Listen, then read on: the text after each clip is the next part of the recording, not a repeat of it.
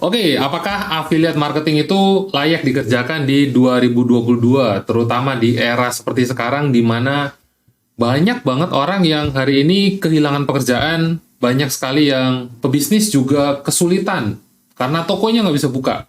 Cuman sekarang kita mulai masuk ke dalam transisi new normal, jadi udah lebih baik. Hanya saja, yang menarik adalah beberapa orang masih berusaha untuk menemukan sumber income baru. Makanya, untuk Anda yang mulai ingin mencari pertimbangan, kira-kira apakah ini layak untuk dikerjakan, saya ingin bahas dengan Anda dari sudut pandang pribadi saya. Kira-kira ini oke apa enggak? Nah, jadi sebelum kita bahas, ada beberapa materi yang saya mau bagikan kepada Anda. Jadi 3 yang utama, kita lihat dari segi resiko, kira-kira seperti apa. Apakah betul ini profitnya juga oke? Bisa nggak? Sebetulnya dia menghasilkan 10, 20, 50, 100 juta. Atau bahkan untuk masa depan, kira-kira apakah ini layak untuk kita perjuangkan? Ya, atau kita kerjakan. Nah, sebelum saya mulai dengan segi resiko, perkenalkan nama saya Kristo Teru, saya dikenal sebagai video monetizer, dan hari ini saya mau ajak Anda untuk melihat bagaimana sisi monetize. Kalau seumpama Anda udah mulai bikin video, bagaimana nih caranya supaya ini bisa jadi sumber income baru, terutama untuk Anda pebisnis, Anda karyawan, Anda simak video ini sampai selesai.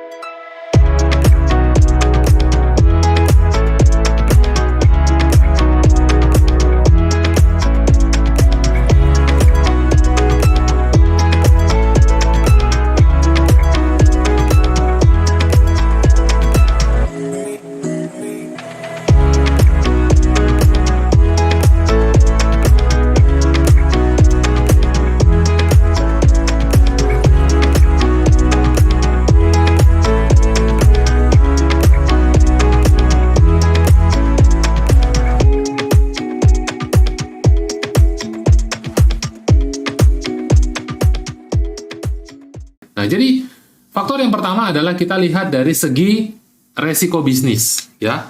Jadi ini menarik sekali kalau seumpama kita lihat resikonya. Hari ini yang sedang populer adalah resiko dianggap sebagai seorang penipu, gitu ya, sebagai seorang afiliator. Nah, saya mau jelaskan dulu, ini sebetulnya apa sih afiliator ini? Ya, jadi dari pandangan saya, afiliator itu sebetulnya kita bilang mereka yang berusaha memakan korban dengan tujuan yang buruk gitu ya, sengaja nih menjerumuskan orang kepada sesuatu yang tidak bisa dipertanggungjawabkan. Contohnya adalah dari beberapa aplikasi trading yang belakangan kemudian ini ternyata ilegal, ini ternyata memang 100% menipu gitu ya. Nah, ini dasarnya apa? Ternyata ketika orang-orang bermain di aplikasi tersebut, si afiliator ini kan merekomendasikan apps gitu ya. Terus orang-orang kan berusaha untuk trading dengan aplikasi tersebut karena dia bilang afiliator ini menunjukkan juga bahwa saya bermain di sini hasilnya bagus gitu ya. Nah, ini kan membuat orang-orang itu merasa ingin apa yang terjadi. Bagaimana caranya saya juga bisa menghasilkan seperti itu. Wah, karena orang penasaran, apa yang mereka lakukan? Mereka coba main. Nah, ternyata masalahnya adalah apps di handphone 1 dengan apps di handphone 2 itu hasilnya bisa beda. Beda. Nah, ini menjadi masalah karena ketika Anda bermain, Anda ingin bisa menang, dikasih tipsnya, dikasih jurusnya, dikasih cara mainnya, dikasih strategi kompensasi dan lain sebagainya gitu ya. Ternyata ketika sama-sama pasang buy, di handphone 1 ini win, di handphone 2 ini lose. Loh, kita bingung. Apa yang terjadi gitu ya? Oh, ternyata memang sejak awal aplikasinya bermasalah. Nah, maka dari itu muncul istilah afiliator. Artinya mereka memangsa orang yang mereka ajak untuk menggunakan aplikasi ini. Ya, nah, terus bedanya apa nih dengan affiliate marketing? Nah, sebetulnya konsep bisnisnya saja yang sama. Bahwa kita ini sebetulnya merekomendasikan sesuatu yang kita suka. Contoh gampangnya begini. Sebagai seorang affiliate, ya, saya suka misalnya sepatu, saya suka baju, terus saya cerita nih kepada teman-teman saya, terutama misalnya ketika kita ketemuan lebaran misalnya, kita halal bihalal, kita ada acara di tempat ibadah, reuni keluarga, reuni teman-teman. Mereka tanya, sepatumu kok bagus, bajumu kok bagus, misalnya begitu, ya. saya sering bilang nih, oh belinya di toko A. Nah, itu dulu saya lakukan itu. Terus kemudian saya pikir-pikir, kalau saya bilang beli di toko A, saya dapat apa dari dia? Bukannya kita ingin pamrih nih dalam setiap hal, tapi kalau seumpama kita bisa dapat something dengan kita kasih tahu belinya di toko A, sebetulnya oke juga kan? Nggak ada masalah dengan itu, karena ini fair gitu ya. Oh oke. Akhirnya saya cari tahu bagaimana caranya saya merekomendasikan toko A, dan saya tetap dibayar. Nah, belakangan saya tahu konsep ini namanya affiliate. Artinya saya mengafiliasikan toko A kepada teman-teman saya. Saya mengenalkan toko A kepada teman-teman saya karena saya suka sepatunya, bajunya. Nah, hubungannya apa dengan afiliator tadi nih, Pak? Nah, kalau afiliator ini contoh gampangnya begini. Sepatu yang saya terima berbeda dengan sepatu yang Anda terima. Yang saya terima itu versi kualitas nomor 1 lah di dunia misalnya. Bagus banget. Tapi ketika dijual, dikirimkan kepada Anda, ke end user, ternyata yang datang berbeda. Nah, itu artinya saya menjebak. Itu artinya saya menipu. Nah, oleh karena itu, Anda ketika ingin beli, Anda ingin menjadi seorang affiliate, kata kuncinya di sini, Anda coba lihat review. Reviewnya oke nggak? Ya, kalau reviewnya oke dari barang ini, Anda boleh beli. Kita lihat review. Saya sering banget lihat review kalau misalnya bintang 5, bintang 4, oke lah. Kita cari bintang 1, bintang 2-nya. Oh, ternyata barang yang datang seringkali cuma kiri doang. Sepatu misalnya. Wah, pusing gitu ya. Atau misalnya baju yang datang ternyata semua ukurannya salah. Atau makanan misalnya. Ternyata kita mintanya ayam, tempe, tahu, telur misalnya. Ternyata yang datang cuma tahu, tempe, telur. Ayamnya nggak ada. Dan rata-rata orang komplain seperti itu. Nah, apa yang saya lakukan kalau ketemu dengan toko A kayak begitu, gitu ya contohnya ya.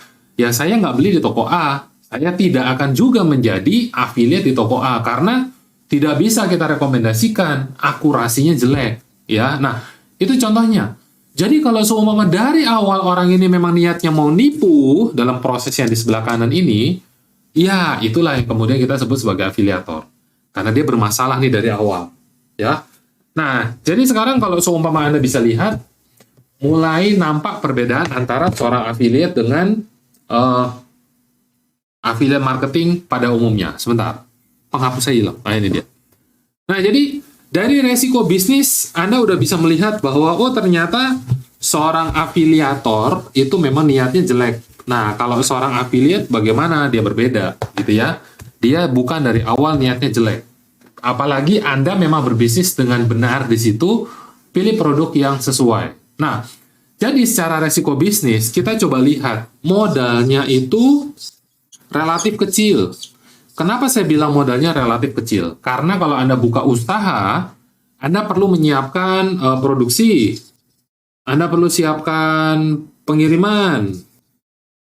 Anda perlu siapkan karyawan.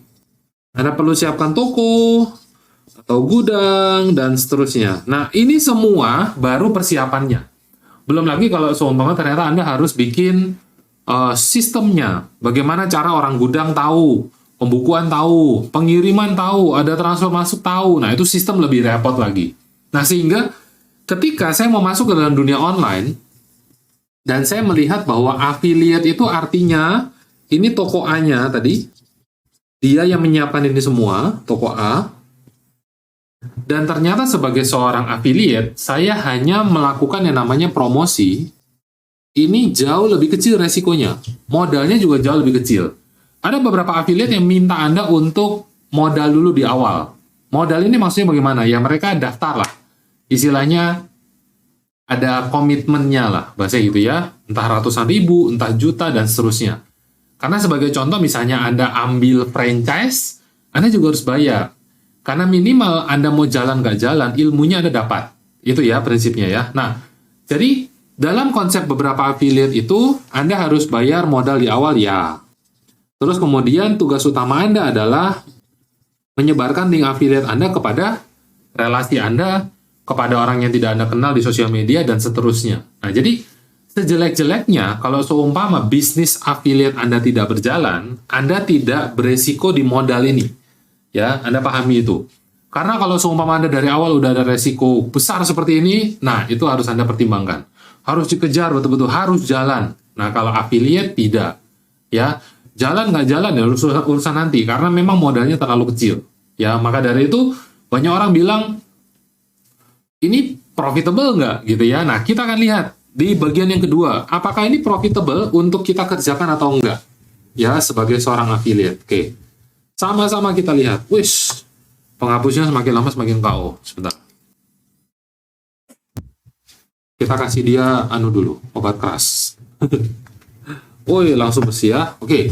Nah, jadi itu yang pertama, resiko bisnis. Sekarang kita lihat yang kedua. Apakah kemudian kita layak untuk mengerjakan ini apa enggak? Yang kedua adalah dari segi profit. Wih, nggak bisa dibuat tulis. Basah dia. Bentar. Kita hapus dulu. Tisu lagi. Tadi nggak mau pakai tisu karena basah. Oke, yang kedua adalah dari segi profit. Nah, profitnya kalau Anda berbisnis, Anda punya produk sendiri, Anda harus menyiapkan semua yang disiapkan oleh toko A, dan Anda bisa dapat katakanlah sampai 50% dari profit tersebut. Menurut Anda ini besar nggak? Ya, bahkan beberapa bisnis itu profitnya nggak sampai 5%. Jauh lebih kecil dari itu. Bahkan ada yang cuma 1 sampai 10%. Ada yang ya bisa makan 20 sampai 30%. Nah, kalau Anda bisa makan sampai 50%, menurut saya ini udah gede banget. Ya, ini udah gede banget. Nah, jadi Anda coba lihat ketika Anda mereferensikan produk fisik. Ya, produk fisik misalnya adalah sepatu, baju. Ini produk fisik ya. Komisi Anda berapa? Komisi Anda berada di angka 1 sampai 10%. Nanti kita akan hitung. Nah, kalau seumpama Anda bermain di produk digital, seperti yang lebih saya rekomendasikan, Anda bermain di produk digital, komisi Anda bisa lebih besar, ya. Bisa di angka 20 sampai 50%. Wih, gede banget, Pak. Ya, karena produk digital itu cost produksinya kecil. Ya, kecil bukan berarti nggak ada. Karena kalau seumpama Anda jualnya adalah tiket, misalnya, tiket. Atau misalnya adalah webinar, atau training online. Nah, misalnya kayak begini. Anda bisa lihat nih. Biasanya kalau saya bikin training di Hotel Pullman, sewanya per orang 2 juta, 3 juta per orang nih. Harus bayar ke hotelnya segitu misalnya. Terus kemudian, ternyata dengan kita bikin via Zoom, Zoom itu murah hitungannya. Ya, kita nggak harus sewa hotel. Makannya juga nggak ikut Zoom. Ya, makannya di rumah sendiri-sendiri atau di lokasi masing-masing. Nah, berarti ada banyak sekali cost yang kita bisa hindari. Misalnya Zoom modalnya adalah $200 lah sebulan, misalnya seperti itu. $200 lah untuk satu event dengan kapasitas katakanlah 100 orang, misalnya begitu ya. Berarti cuma 2 juta untuk 100 orang. Nah, ini kan affordable. Harusnya tadi ada cost 3 juta, hilang. Nah, cost 3 juta ini katakanlah ya Anda masing-masing urunan untuk akomodasi 500.000. 3 juta jadi 500.000, kecil banget. Nah, selebihnya apa kalau semua ada profit dari situ? Katakanlah tiketnya 2 juta, 3 juta gitu ya. Tadinya 5 juta, jadi 2 juta, 3 juta. Nah, 50% katakanlah nih, kita bisa kasih kepada affiliate. 20% kita bisa kasih kepada affiliate. Nah, itu contohnya. Jadi kalau seumpama Anda hari ini punya produk-produk yang Anda mau pilih sebagai affiliate, sebaiknya saya main di mana yang kira-kira duitnya bisa gede, Anda coba pilih. Kalau sama-sama harganya 1 juta gitu ya, kita katakanlah cari produk dengan harga 1 juta. Terus kemudian katakanlah komisinya yang ini 10%, ini 50%. Kita pilih yang paling besar, ya. Berarti di sini komisi Anda 100.000, di sini komisi Anda 500.000. Nah, Anda pribadi lebih suka komisi yang mana? Kira-kira menurut Anda mana lebih oke? 100 atau 500.000? Ya, Anda bisa tulis di komen lah supaya saya dapat gambarannya. Nah, jadi coba Anda bayangkan kira-kira mana yang lebih nyaman buat Anda, dan apakah dengan 500.000 per penjualan, per orang beli, atau 100.000 per orang beli, Anda bisa kejar income yang Anda mau kejar. Misalnya Anda mau kejar 10 juta per bulan. Apakah mungkin? Ya Anda tinggal hitung. Untuk dapat 10 juta berarti saya harus jual ke berapa orang? Kalau 500.000 ya kita harus jual ke, bagi 500.000 ya, 20 orang. Ya, kalau Anda jualnya komisi 100.000 berarti kita jual ke 100 orang. Nah, Anda hitung sendiri. Kira-kira mana yang lebih nyaman untuk Anda kerjakan. Ya, nah, itu potensi profitnya. Jadi kalau seumpama saya hari ini mau ajak Anda untuk melihat ya, ini ada satu pandangan yang menurut saya Anda perlu ketahui. Banyak orang hari ini fokusnya adalah menjadi seorang konten kreator. Nah, konten kreator nih, dalam bentuk apapun itu. Bisa dalam bentuk foto, bisa bentuk video, bisa bentuk teks, ya, blog misalnya. Nah, tujuannya mereka ini ngapain? Mereka ini tujuannya adalah membuat orang melihat konten mereka, betul ya? View. Nah, setelah katakanlah yang lihat banyak, pertanyaan saya berikutnya adalah, bagaimana caranya untuk bisa dapat duit? Oh, bisa dapat duit adalah dengan cara branding mereka mulai dikenal. Misalnya yang paling gampang gitu ya. Siapa nih? Gamer misalnya. Just No Limit. Bagaimana caranya dia menghasilkan uang? Dari orang-orang lihat konten dia. Ternyata kalau Anda di platform YouTube, ada yang namanya AdSense. Facebook dan Instagram menyusul. Ada juga. Kalau Anda belum tahu, coba cari tahu lebih dalam ya. Nah, ternyata duit di sini, kalau yang nonton udah banyak sekali, baru Anda bisa merasakan enak. Tapi kalau yang nonton belum banyak, Anda perlu perjuangan luar biasa keras untuk bisa mendapatkan uang di situ. Ya. Nah, intinya adalah per 1.000 orang lihat, Anda dapat kurang lebih $1. Ini hitungan kasarnya aja. Nah, ketika ada orang yang sudah banyak sekali nonton di sini, berarti Anda mulai dikenal. Kalau Anda udah mulai dikenal, apa yang bisa Anda terima di sini? Endorse. Betul ya? Anda bisa terima lagi, apa istilahnya tuh, brand ambassador gitu ya, BA singkatannya. Atau Anda bisa mungkin diajak kerjasama dengan orang, ya, misalnya seperti itu, joint venture, dan lain sebagainya. Nah, pertanyaan saya adalah, kalau seumpama, kita ganti nih cara berpikirnya. Kalau seumpama Anda dari awal udah tahu, saya mau main game, berarti saya bikin konten main game. Nah, kira-kira dalam dunia game itu, apa yang saya akan pakai? Misalnya saya pakai mouse, saya pakai keyboard, saya pakai PC, saya pakai monitor, dan sebagainya, gitu ya. Kenapa kok nggak mulai saya cerita kepada orang-orang bahwa, oh kalau mau main lebih enak, mouse-nya harus pakai yang ini. Karena cara pakainya gini, jadi jauh lebih cepat ngekliknya. Bunuh musuh lebih cepat, misalnya begitu. Terus, pada satu titik orang akan bertanya nggak? Apa mouse yang kamu pakai? Di mana saya bisa beli mouse tersebut? Kalau iya, ya coba Anda jawab. Kalau iya, pasti akan ada orang yang bertanya. Anda boleh nggak mereferensikan link affiliate Anda di situ? Supaya ya mereka beli dari sini aja deh. Kan kamu suka dengan konten saya. Kamu konsumsi, kamu oke, kamu terhibur dan lain sebagainya. Nah, boleh nggak seumpama bantu saya untuk earn something more, dapat sesuatu yang lebih daripada pekerjaan ini. Toh, lu sama-sama belinya. Daripada profitnya dimakan bulat-bulat sama si toko, atau dari orang yang Anda nggak kenal juga, boleh nggak berbagi profitnya sedikit ke saya? Jadi dia misalnya belinya harganya sama 1 juta nih. Dimanapun dia belinya harganya sama 1 juta. Tapi ketika dia beli dari link Anda atau link saya dapat misalnya 5%. Oke nggak? 5% kita terima dari orang beli, suka nonton konten kita, udah percaya, mereka rasa, oh benar nih, edukasi kita tentang mouse tersebut, terus mereka beli. Oke, nah itu yang kita lakukan. Banyak orang hari ini ketika mereka menjadi seorang konten kreator, mereka nggak mikir proses untuk kemudian jadi monetize-nya ini di mana. Ya, mereka nunggu yang lihat ada banyak sekali baru mereka mikir. Bisa jadi duit dengan cara apa ya? Saya mulai cari deh sponsor-sponsor untuk endorse. Saya mulai ini, mulai itu, dan sebagainya. Nah, banyak orang tidak berusaha untuk berpikir from the end of the mind. Jadi mulai dari tujuannya mau kemana. Banyak orang itu ketika mereka mau berpetualang, mereka mau ke gunung, ya ke gunung aja. Ya jalan aja, pokoknya keluar dari rumah udah berjalan begitu aja. Gunungnya di mana nggak tahu. Ya gunungnya apa enggak tahu. Nah ini kan salah. Padahal kan pada kenyataannya, ketika kita mau traveling, saya menentukan dulu mau kemana. Mau ke Bali? Oke, butuh duit berapa? Oke, butuh duit sekian. Kayak Raffi Ahmad tuh. Bisa nggak cari orang yang mau sponsorin saya keliling dunia? Wah, asik banget. Ya, I.O. misalnya, Tour and Travel misalnya. Jadi kita sebut terus brand dia. Mau nggak? Kalau ada yang mau, ya udah jalan. Baru dia jalan. Baru dia membuat konten. Jadi dia mulai dari sini nih. Ya, dia mulai dari belakang. Anda bisa lihat, mulai dari belakang baru ke depan. Nah, banyak orang berpikir sebaliknya. Jadi, Anda coba hari ini, pikirkan, kira-kira Anda bisa mulai dari mana?